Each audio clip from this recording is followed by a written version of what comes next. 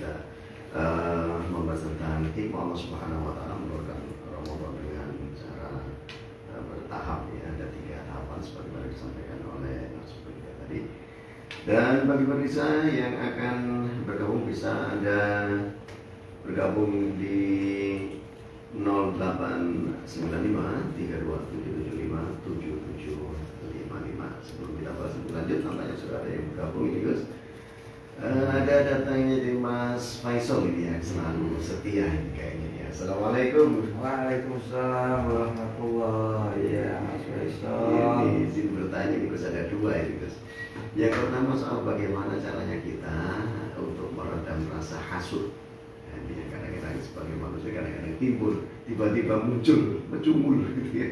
Untuk menghilangnya, untuk meredam agar hasud ini tidak merambah kemana-mana. Kemudian yang kedua, sekarang ini marak fenomena para ulama yang mohon maaf ini dalam tanda kutip ya, ulama dalam tanda kutip ini yang jor-joran pamer harta.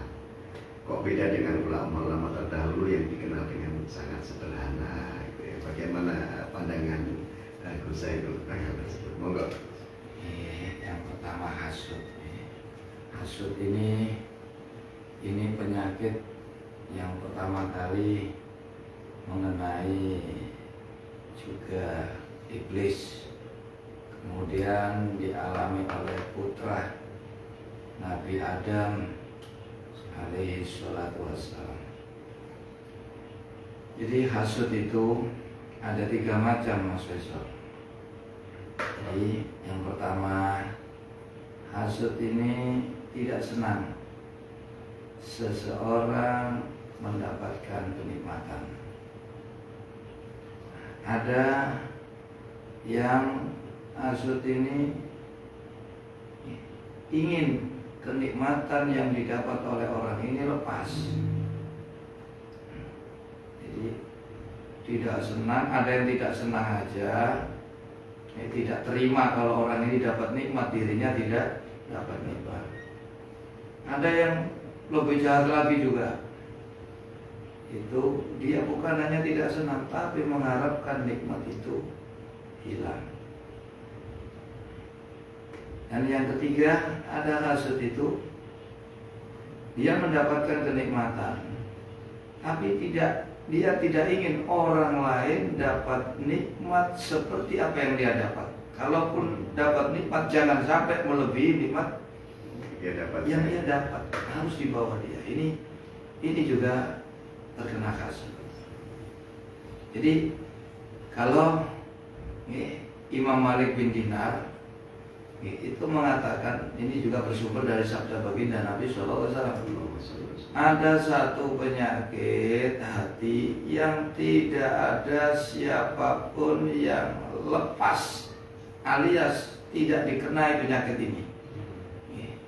Ya, ini penyakit hasud. Ini semuanya pasti kena. Nah, bagaimana agar kita tidak hasud? Kita harus tahu yang memberikan nikmat itu adalah Allah. Kalau kita tidak terima orang itu diberikan nikmat, kita tidak, maka kita sama halnya tidak terima dengan Allah. Nah, kalau kita tidak terima dengan Allah, berarti kita benci kepada Allah dong. Ya Allah, kenapa memberikan nikmat tidak kepada saya? Nah, ini membenci Allah, ini termasuk dosa besar. Jadi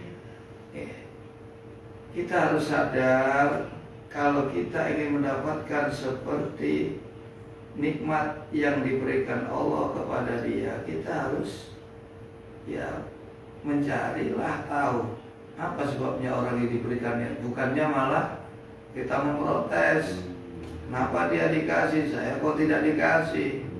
Harusnya kan melakukan introspeksi. Jadi, itu orang yang menghasati orang itu berarti dia tidak terima dengan pembagian Allah. Tentu berarti dia membenci atau menentang keputusan Allah. Ini satu dosa besar. Jadi diingat-ingat ini. Jadi terus bagaimana cara kita mengobati hasud kita? Kita harus mengingat-ingat ancaman yang diberikan Allah kepada orang yang hasud. Orang hasud itu di dalam surat Al-Falaq itu disamakan dengan tukang sihir. Qul a'udzu birabbil falaq min syarri ma khalaq wa min syarri ghasikin idza waqab wa min syarri nafasati fil 'uqad wa min syarri hasidin. Nah, di sini minta perlindungan di antaranya dari setan, dari wa min syarri nafasati, orang-orang yang menyebul, meniup. Ini bukul ini tukang santet, tukang sihir nih. Dan yang ketiga meminta perlindungan dari orang yang hasud. Ini jadi Allah menyamakan dalam satu ayat agar minta perlindungan dari setan, dari tukang sihir, dari tukang hasud. Ini begitu besar. Nah, ada satu hadis lagi, Nabi mengatakan sittatu asya'i sittatun la yadkhulunal jannah sittatun yadkhulunan nar bila hisabin. Ada 6 orang, sittatun bisittatin yadkhulunan nar bila hisabin. Ada 6 orang yang 6 orang ini sebab 6 perkara masuk neraka tanpa hisab. Di antaranya adalah orang yang hasud. Jadi kita harus mengingat-ingat hasud ini satu sifat yang sangat dibenci oleh Allah, sampai diancam dimasukkan neraka tanpa diproses. Ini saking besarnya ini, disamakan dengan setan, tukang sihir. Agar kita betul-betul sebisa mungkin menghilangkan sifat hasud dalam diri kita. Terutama tadi orang hasud itu orang yang berarti tidak menerima dengan pembagian Allah, dan itu otomatis dia menganggap Allah ini tidak adil. Allah ini tidak bijaksana. Padahal Allah sendiri sudah mengatakan wa huwal azizul hakim. Dia zat yang maha bijaksana, Dia yang maha adil, Dia yang maha pengasih dan penyayang. Ya ini mungkin cara-cara, tapi semuanya pasti kena hasud. Seperti yang dikatakan Nabi, ada satu sifat yang sifat ini pasti mengenai siapapun. Sampai ulama itu kena hasud. Jadi para ulama, kamu lihat di pesantren-pesantren, ketika banyak santrinya tambah makmur, undangannya tambah banyak, yang satu tidak dapat, terkadang kan bikin gosip yang ini yang tidak, karena kena hasud. Ini orang punya ilmu, apalagi kita semua yang ilmunya notabene jauh dari mereka, bahkan terkadang tidak ada ilmunya juga. Nah ini ya rawan terkena hasud. Jadi paling mudah ya kita ingat-ingatlah siksa yang diberikan Allah kepada orang yang hasud, ancaman yang diberikan Allah kepada orang yang hasud, agar kita bisa lebih teredam lewat ancaman-ancaman tadi. Gitu. Ya, yang kedua ini, ini pendapat saya itu tentang maknanya, ya istilahnya ada ulama kadang-kadang suka pamer tentang jor-joran. Nah itulah, itu tidak mencontoh perilaku baginda Nabi SAW. Nabi itu orang yang sangat sederhana hidupnya. Bahkan saking sederhananya beliau disanjung oleh Allah. Di dalam surat Al-Qalam ayat 4, Allah menyanjung setinggi langit baginda Nabi, wa innaka la'ala khuluqin alim. Ini karena beliau orang yang sangat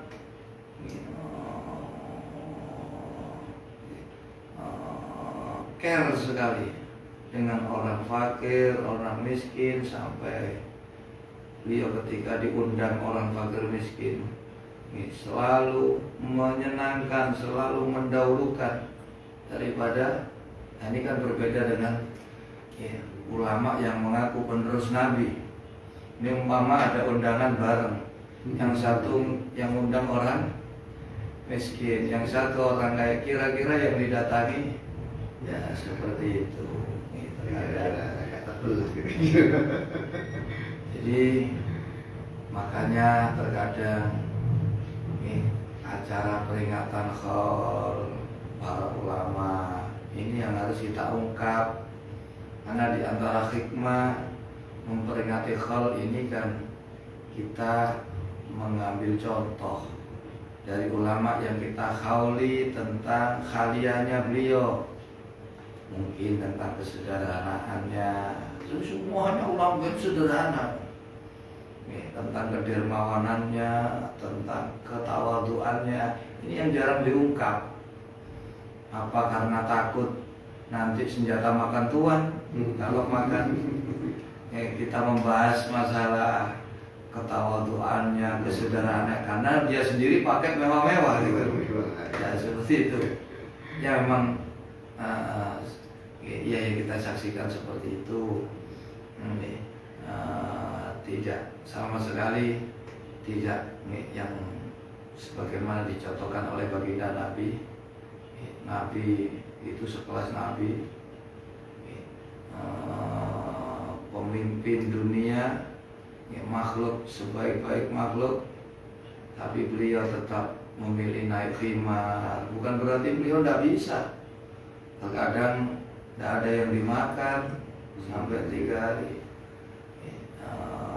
Rumahnya sendiri kita kan juga tahu tidak besar, ya tidak mewah, ya seperti itu. Baik Gus, kembali ke masalah yang pertama tadi Gus, tentang hasud.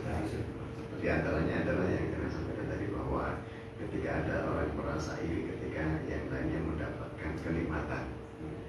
Nah ini tentang pembagian dari pemerintah, kan ada beberapa program-program pemerintah yang kemudian diberikan kepada masyarakat, yang sebenarnya itu tujuannya adalah untuk membantu masyarakat atau warga yang kurang mampu. Tapi kenyataan kadang-kadang itu ada orang-orang yang mampu tapi justru mendapatkan bantuan tersebut.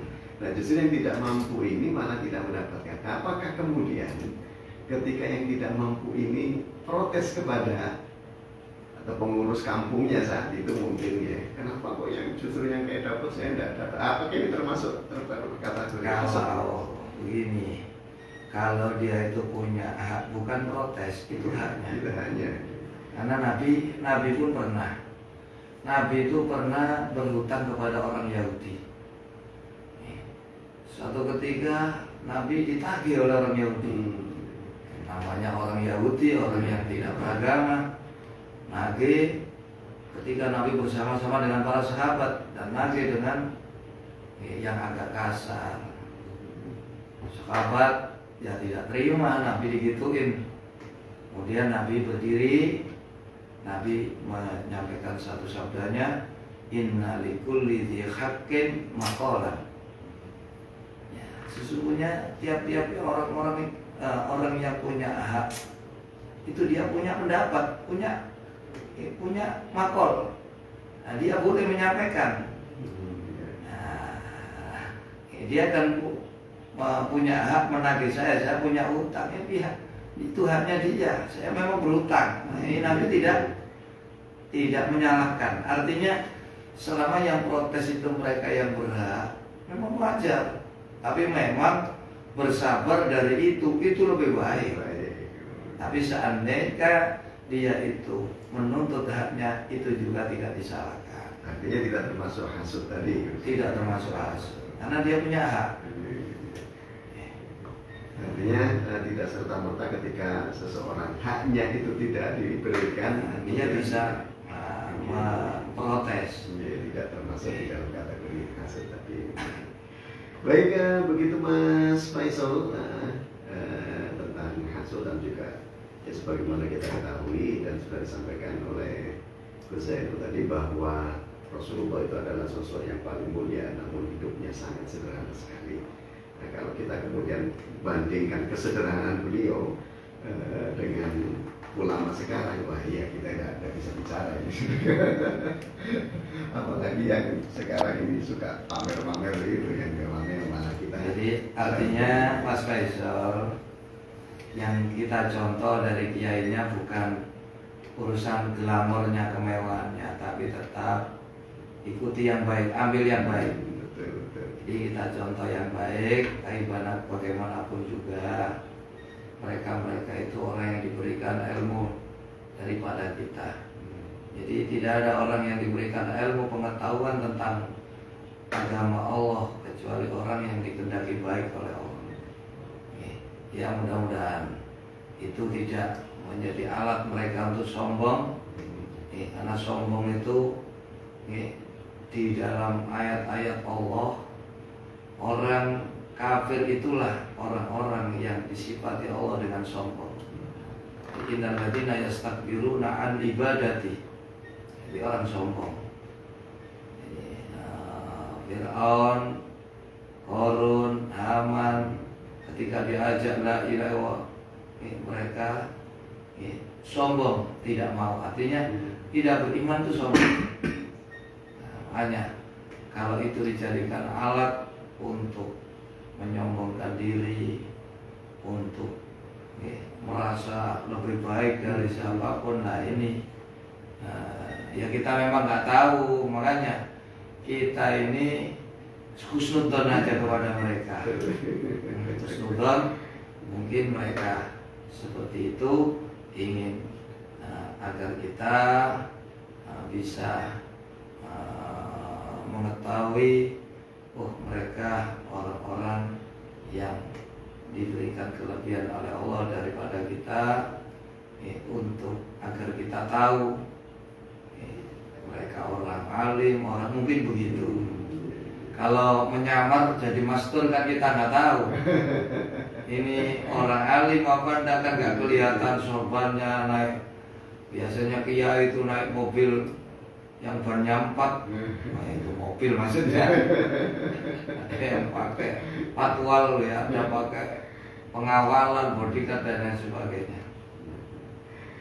Artinya husnudzon terhadap Husnudzon aja. Dan juga mungkin husnudzon itu juga jadi kunci untuk menghilangkan hasad tadi. Baik, pendengar saya cukup menarik perbincangan kita di malam hari ini. Kita akan lanjutkan kembali bincang-bincang kita di malam hari ini, namun sebelumnya kembali salam dan dengan sama-sama berikut. Tetaplah bersama kami di 905 FM Radio Abadenta, suara syarif Islam Anda.